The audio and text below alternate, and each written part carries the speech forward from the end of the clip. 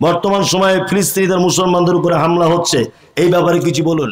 হে কাবার মালিক, আমি একজন ভারতবর্ষের নাগরিক, হিন্দু দেশের নাগরিক, এইখান থেকে কোন রকমের সহযোগিতা করতে না পারলেও তোমার কাছে আজকে এই জনসমুদ্রকে নিয়ে, হে কাবার মালিক, তোমার কাছে এটা আমার আকুল আবেদন। তুমি যেমন আবাবিল দিয়ে ধ্বংস করেছিলে আব্রাহাদেরকে, তুমি যেমন ধ্বংস করেছিলে ফেরাউনের বারবারান্তকে, তুমি যেমন ধ্বংস করেছো নমরুদকে, ঠিক তেমন ভাবে ইসরায়েলের ইহুদিদেরকে চিহ্নিত করে পৃথিবীতে তুমি তাদেরকে নিস্তেনাবুদ করে দাও। আল্লাহ, তুমি পারো, তুমি পারো, তুমি কাবাকে রক্ষা করেছো। পৃথিবীর তৃতীয় জায়গা মসজিদ আকসা, এই মসজিদ আকসাকে তুমি বাঁচাতে পারো। হে কাবার মালিক, তোমার কাছে শেষবারের মতো এটা আমার আকুল আবেদন। হে আল্লাহ, তুমি ফিলিস্তিনিদের উপরে যারা নিরীহ মুসলিম যুবক যুবতীদের উপরে, শিশুদের উপরে যারা অত্যাচার করছে, তুমি তাদেরকে চিহ্নিত করো এবং পৃথিবীতেই তাদেরকে ধ্বংস করে দাও। আমিন, আমিন। প্রত্যেক দিনী ভাই এবং বোনেদের কাছে বিনীত অনুরোধ যে আপনারা প্রত্যেক নামাজের পরে পরে কুনুতে নাজেলা পড়ুন। প্রত্যেক মানুষের কাছে বিনীত অনুরোধ, বড় কঠিন অবস্থাতে রয়েছে ফিলিস্তিনের মানুষেরা। আমরা এখান থেকে কিছু করতে না পারলেও অন্তত পক্ষে একটু দোয়া তাদের জন্য পাঠাবো ইনশাআল্লাহ। প্রত্যেক মানুষ দোয়া করবেন। এটা আপনারা খুব ভালো করে জানেন যে ইহুদিরা হচ্ছে মুসলিমদের অর্থাৎ কোরআনওয়ালাদের চরম চরম শত্রু। ইহুদি আর খ্রিস্টান ঈমানওয়ালাদের কি চরম চরম শত্রু। আজকে ফিলিস্তিনিদের উপরে যে অত্যাচার, আল্লাহু আকবার। একটা বাচ্চা মেয়েকে জিজ্ঞাসা করা হচ্ছে, মা তুমি নামাজ পড়ো? বলছে পড়ি, তবে প্রতিদিন 6 ওয়াক্ত পড়ি। 6 ওয়াক্ত, ফজরে পড়ি, জোহরে পড়ি, আসরে পড়ি, মাগরিবে পড়ি, এশাতে পড়ি, আর প্রতিদিন রাত দিনের জানাজা চলতেই আছে, ওটাও একটা ওয়াক্ত। আল্লাহু আকবার। অসংখ্য মানুষকে মেরে দেওয়া হচ্ছে, অসংখ্য মানুষকে। এটা আপনারা জানেন যে গাজা শহরটাকে টোটালি ঘিরে নিয়েছে ইহুদিরা, টোটালি ঘিরে ফেলে দিয়েছে। আর সব থেকে বড় কষ্ট হচ্ছে এটা, সব থেকে বড় কষ্ট হচ্ছে এটা, সেটা হচ্ছে এই সারা ভারতবর্ষের ইতিহাসে 1947 সাল থেকে 2023 সাল পর্যন্ত সারা ভারতবর্ষে যত গণ্যমান্য বরেণ্য ব্যক্তিরা এসেছে এবং যারা চলে গেছে, প্রতিটা মানুষ মানবিক দৃষ্টিতে ফিলিস্তিনিদেরকে সহযোগিতা করেছে।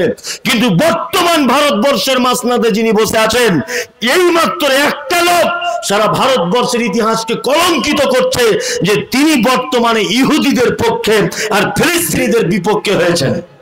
একটাই মাত্র লোক। বড় আফসোস লাগছে, মণিপুরে মুসলিম মেয়েদেরকে উলঙ্গ করে রাস্তায় জনসমক্ষে তাদেরকে পুড়িয়ে দেওয়া হয়েছে, সেখানে সোশ্যাল মিডিয়া পৌঁছাতে পারেনি। ওই আপনার কর্ণাটকে মুসলমানদেরকে মারা হয়েছে, ওইখানে মিডিয়াকে পৌঁছাতে দেওয়া হয়নি। লকডাউনে মানুষদেরকে ঘরে ঢুকিয়ে বাবরি মসজিদ ভেঙে দেওয়া হয়েছে, মিডিয়াকে প্রবেশ করতে দেওয়া হয়নি। ওই ত্রিপুরাতে মসজিদ ভেঙে দেওয়া হয়েছে, মিডিয়াকে প্রবেশ করতে দেওয়া হয়নি। আর এত বড় নেমক হারাম, ফিলিস্তিনি আর ইহুদিদের সঙ্গে যুদ্ধ চলছে, ও এইখান থেকে রিপোর্টার পাঠিয়েছে, এইখান থেকে সাংবাদিক পাঠাচ্ছে, যাও কতজন মুসলমানকে মারছে ইহুদিরা আর ইহুদি কত মরছে এটা দেখাও। ওখান থেকে স্যাটেলাইটের মাধ্যমে, ওখান থেকে মেশিনের মাধ্যমে জানানো হচ্ছে যে ইহুদিরা বেশি মরছে, মুসলমানরা বেশি মারছে। মানে সম্পূর্ণটা বিপরীত। সারা জীবন কোণঠাসা করে রেখে দিয়েছে। জাতির জনক থেকে শুরু করে প্রত্যেক মানুষের জীবনী হিস্ট্রি যদি আপনি গুগলে সার্চ করেন, মানবিক দৃষ্টিতে সবাই ফিলিস্তিনে সাপোর্ট করেছে। শুধু বর্তমানে আমাদের ভারতবর্ষের মসনদে যিনি বসে আছেন, এই ব্যক্তিটা শুধু সাপোর্ট করতে পারছে না, কারণ জানি না, কারণ জানি না। হে কাবার মালিক, আমি একজন ভারতবর্ষের নাগরিক, হিন্দু দেশের নাগরিক, এইখান থেকে কোন রকমের সহযোগিতা করতে না পারলেও তোমার কাছে আজকে এই জনসমুদ্রকে নিয়ে এ কাবার মালিক তোমার কাছে এটা আমার আকুল আবেদন, তুমি যেমন আবাবিল দিয়ে ধ্বংস করেছিলে আব্রাহাদেরকে, তুমি যেমন ধ্বংস করেছিলে ফেরাউনের বারবারান্তকে, তুমি যেমন ধ্বংস করেছো নমরুদকে, ঠিক তেমন ভাবে ইসরায়েলের ইহুদিদেরকে চিহ্নিত করে পৃথিবীতে তুমি তাদেরকে নিস্তেনাবুদ করে দাও। আল্লাহ তুমি পারো, তুমি পারো, তুমি কাবাকে রক্ষা করেছো। পৃথিবীর তৃতীয় জায়গা মসজিদ আকসা, এই মসজিদ আকসাকে তুমি বাঁচাতে পারো। হে কাবার মালিক, তোমার কাছে শেষবারের মতো এটা আমার আকুল আবেদন, হে আল্লাহ তুমি ফিলিস্তিনিদের উপরে যারা নিরীহ মুসলিম যুবক যুবতীদের উপরে শিশুদের উপরে যারা অত্যাচার করছে তুমি তাদেরকে চিহ্নিত করো এবং পৃথিবীতেই তাদেরকে ধ্বংস করে দাও। আমিন আমিন। প্রত্যেক দিনী ভাই এবং বোনেদের কাছে বিনীত অনুরোধ যে আপনারা প্রত্যেক নামাজের পরে পরে কুনুতে নাজেলা পড়ুন। প্রত্যেক মানুষের কাছে বিনীত অনুরোধ, বড় কঠিন অবস্থাতে রয়েছে ফিলিস্তিনের মানুষেরা। আমরা এখান থেকে কিছু করতে না পারলেও অন্তত পক্ষে একটু দোয়া তাদের জন্য পাঠাবো ইনশাআল্লাহ। প্রত্যেক মানুষ দোয়া করবেন। আমার সব থেকে ভালো লাগছে এটা যে আজকে বাংলাদেশের সরকারের কাছে আবেদন জানানো হয়েছে, বাংলাদেশের নাগরিকরা আবেদন জানিয়েছেন শেখ হাসিনাকে যে আমাদের এখান থেকে কিছু সেনা পাঠানো হোক, কিছু সেনা পাঠানো হোক। বড় দুঃখ লাগছে এটা যে ফিলিস্তিনের সাইডে রয়েছে অনেক মুসলিম দেশ, তারা সব চুপ, তারা সব চুপ। জানি না কেন বড় বড় মুসলিম দেশ কেউ ফিলিস্তিনিদের পাশে যাচ্ছে না, শুধু মুখে বলছে সাথে আছি, দেখতে পাচ্ছি কোন রকমের সহযোগিতা করছে না। আমরা সহযোগিতা না করতে পারলেও আমরা এখান থেকে দোয়া করব, আল্লাহ তুমি তাদের ইমানে জজবা পয়দা তৈরি করে দাও এবং তুমি তার মসজিদকে নিজের ঘর নিজে হেফাজত করো। আল্লাহ যারা মসজিদ ধ্বংস করার ষড়যন্ত্র করছে, নিরীহ মা বোনেদের উপর অত্যাচার চালাচ্ছে, আল্লাহ তুমি তাদেরকে চিহ্নিত করে ধ্বংস করে দাও।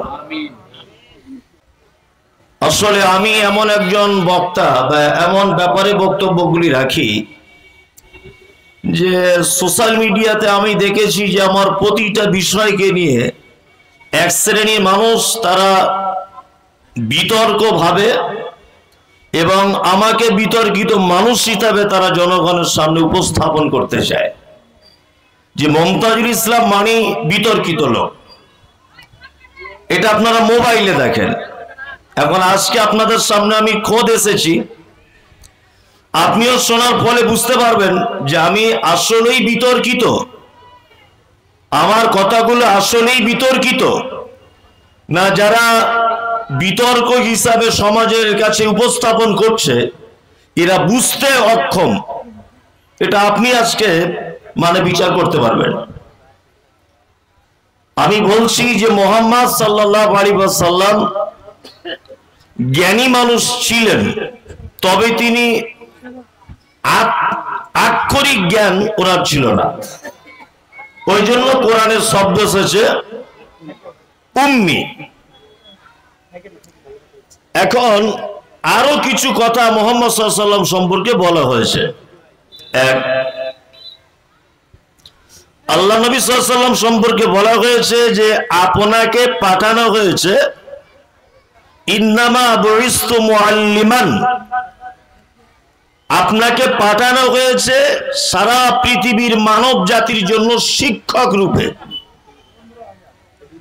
আচ্ছা বলুন, যে মানুষটি সে শিক্ষক রূপে পাঠানো হয়েছে বলে স্বীকৃতি দেওয়া হচ্ছে, এখন সেই মানুষটি যদি নিরক্ষর হয় বা আক্ষরিক জ্ঞান যদি না থাকে, তো বর্তমান বিজ্ঞানের যুগে সায়েন্সের কোনো ছাত্র বা বর্তমান 2023 সালের কোন ছাত্র এই কথাটা গ্রহণ করবে? করবে না।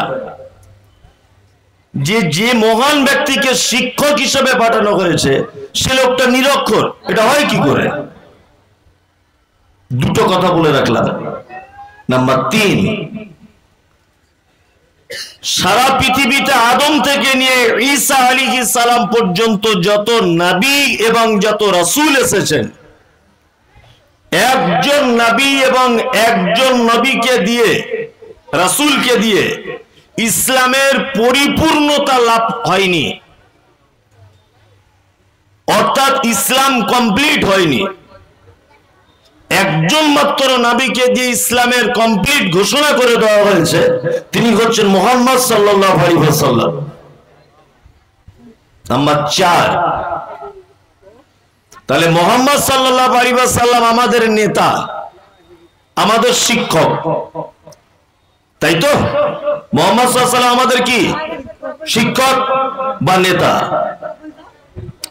এইবার আপনাকে একটা কথা বল, এই তোমরা ডিস্টার্ব করো না, নয় এখান থেকে কেটে পড়ো, নয় চুপচাপ মেরে বসো, ডিস্টার্ব করতে এসো না। আর এটা আপনারা সোশ্যাল মিডিয়াতে দেখেছেন যে আমি বেশি সুরসার করে বক্তব্য রাখি না, একটা একটা করে বলবো। যদি আপনি মনে করেন যে এটা ভালো গ্রহণ করুন, যদি মনে করেন এটা ভালো নয় আপনি ছেড়ে দেন। আপনাকে আমি গাল দিতেও যাব না, মারতেও যাব না, তবে পরিবেশ নষ্ট করিয়েন না। যে কথা বলছিলাম, মুহাম্মদ সাল্লাল্লাহু আলাইহি ওয়াসাল্লাম তিনি হচ্ছেন আমাদের শিক্ষক বা নেতা। লাকাদ কানা লাকুম ফি রাসূলিল্লাহি উসওয়াতুন হাসানা। একটা মানুষের জীবনের প্রতিটা পদক্ষেপে নমুনা হিসাবে ব্যবহার করতে হবে কাকে? মুহাম্মদ সাল্লাল্লাহু আলাইহি ওয়াসাল্লামকে। এখন নেতা এটা ইলেকশনের মাধ্যমে হয়েছেন না আল্লাহ সুবহানাহু ওয়া তাআলা নিজে নির্বাচন করেছেন? কোনটা? নিজে নির্বাচন করেছেন। এটা আপনারা ইতিহাস জানেন যে আমাদের নবী মুহাম্মদ সাল্লাল্লাহু আলাইহি ওয়াসাল্লাম নবুয়তির আগে তিনি মক্কা থেকে কিছুটা দূরে একটি পাহাড়ের গুহাতে আল্লাহর ধ্যানে মগ্ন থাকতেন। পাহাড়টির নাম হচ্ছে জাবালে নূর। আর যে গুহাতে তিনি আল্লাহর ধ্যানে মগ্ন থাকতেন গুহাটির নাম হচ্ছে গারে হীরা নামে পরিচিত। আমি 1 সপ্তাহ আগে গারে হীরা থেকে ঘুরে এসেছি, আল্লাহ আমাকে নিয়ে গেছিলেন ওখানে। কয়েকটা বিষয় ওখানে গিয়ে অবাক হলাম যে মসজিদে হারাম থেকে অর্থাৎ কাবা থেকে গারে হীরা বাসে যেতে টাইম লাগছে মোটামুটি 20 থেকে 25 মিনিট। আর গারে হীরা সাইটে দাঁড়িয়ে গারে হীরাতে যারা উঠেছে দেখার জন্য তাদেরকে দেখতে পাওয়া যাচ্ছে 1 বিঘার মতো। হাজী সাহেব যারা গেছেন তারা জানেন, দাঁত বার করিয়ে হাসেন না। এখানে একটা আশ্চর্য বিষয় হচ্ছে এই যে আম্মাজান খাদিজাতুল কুবরা রাদিয়াল্লাহু তাআলা আনহা প্রতিনিয়ত আল্লাহ নবী সাল্লাল্লাহু আলাইহি ওয়াসাল্লামের কাছে খাদ্য পানি পৌঁছে দিতেন। আল্লাহু আকবার। অজস্র শত্রুদের চোখ আড়াল করে খাদ্য পানীয় পৌঁছে দিতেন। আমি মুমতাজুল ইসলাম আমি গিয়েছিলাম, আমার 40 জন সাথী ছিল, তার মধ্যে এখানে একজন বসে আছে এই ছেলেটা, ও আমার সঙ্গে ছিল, ওর নাম মনজুর। তা আমাদের মতো জওয়ান ছেলে শক্তিশালী লোক ওঠার চেষ্টা করেছি কিন্তু সম্ভব হয়নি। তো ওখানে গিয়ে ভাবতাম যে খাদিজা রাদিয়াল্লাহু তাআলা আনহা কিভাবে তিনি উঠতেন, কিভাবে খাদ্য পৌঁছাতেন। আল্লাহু আকবার। কখনো কখনো খাদ্য শেষ হলে আল্লাহ নবী সাল্লাল্লাহু আলাইহি ওয়াসাল্লাম বাড়িতে নিতেও আসতেন। এই ঘটনাটা আপনি পাবেন তাফসীর ইবনে কাসির সূরা আলাকের তাফসীরে লেখা হয়েছে। আমি এইমাত্র পড়ে টাটকা আপনার সামনে বর্ণনা করছি। জিবরিল আমিন একদা এলেন গারে হীরার কাছে, এসে আল্লাহ নবী সাল্লাল্লাহু আলাইহি ওয়াসাল্লামকে জড়িয়ে ধরলেন, ধরে বললেন ইকরা, আপনি পড়ুন। আমাদের নবী মুহাম্মদ সাল্লাল্লাহু আলাইহি ওয়াসাল্লাম বলছেন আমি পড়তে জানি না। আবার চাপ দেওয়া হলো, বুকের সঙ্গে জড়িয়ে নেওয়া হলো, ইকরা, আপনি পড়ুন। বলছে আমি পড়তে জানি না। তৃতীয়বার আবার ধরে চাপ দেওয়া হলো, পড়ুন, আমি পড়তে জানি না। তারপরে মুহাম্মদ সাল্লাল্লাহু আলাইহি ওয়াসাল্লাম বললেন, ইকরা বিইসমি রাব্বিকাল্লাযী খলাক, খলাকাল ইনসানা মিন আলাক। 5টি আয়াত অবতীর্ণ হলো। এখান থেকে শিক্ষা গ্রহণ করুন। শিক্ষা গ্রহণ হচ্ছে এই যে কোন জাতির প্রতিনিধি নির্বাচন করার জন্য, কোন জাতির নায়ক নির্বাচন করার জন্য, কোন সমাজ, কোন গোষ্ঠী, কোন মাদ্রাসা, কোন সোসাইটির নেতা নির্বাচন করার জন্য সর্বপ্রথম তার যেটা প্রয়োজন থাকবে বা তার যেটা লাগবে তার নাম শিক্ষা। হযরত মুহাম্মদ সাল্লাল্লাহু আলাইহি ওয়াসাল্লাম লেখাপড়া জানতেন না। আল্লাহ তাআলা সিলেক্ট করছেন লোকটাকে নবী বানাতে হবে। সর্বপ্রথম তিনি এই কথা বলছেন, আপনাকে যে নবী বানাবো তা আপনি তো কিছু জানেন না লেখাপড়া, ওই জন্য বলছেন ইকরা, আপনি আগে পড়তে শিখুন। তার মানে বোঝা গেল নেতা নির্বাচন হওয়ার আগে আগে শিক্ষিত হতে হবে। কি বলছি বুঝতে পারছেন না? স্বয়ং নবীকে পর্যন্ত আল্লাহ নেতা নির্বাচন করবেন বলে শিক্ষা দান করছেন। আপনি লেখাপড়া করুন, পড়ুন। আপনি আজকে সমাজ অধঃপতনের তলদেশে তলিয়ে যাচ্ছে। আমরা অনেক সময় অনেক ক্ষেত্রে সরকারকে গালাগালি করি, করি না? সরকার এই করেছে, তাই করেছে, ওই এই করে তাই করে, অনেক রকম ভাবে সরকারকে দোষারোপ করি এবং গালাগালি করি। সরকারকে গালাগালি দিয়ে কোনো লাভ নেই। যখন নেতা নির্বাচন হয় তখন আপনি শিক্ষিত মানুষকে পার্লামেন্টে পাঠাতে পারেননি। আপনি চোর, গুন্ডা, ডাকাতদেরকে পার্লামেন্টে পাঠিয়ে তাদের থেকে ভালো কিছু আশা করতে পারেন না, কখনোই পারেন না। সমাজ বর্তমান প্রেক্ষাপটে নিম্ন গতিতে চলছে। তার প্রমাণ আপনাকে একটা জিনিস দেখাই। আমি মমতাজুল ইসলাম, আমি খুব উচ্চ একজন শিক্ষিত মানুষ, ধরে নেন, বোঝানোর জন্য বলছি। আর আমার পাশে যিনি বসে আছেন লোকটা রিক্সা চালায়, লেখাপড়া জানে না। ভাই আপনি রাগ করিয়েন না, বোঝানোর জন্য।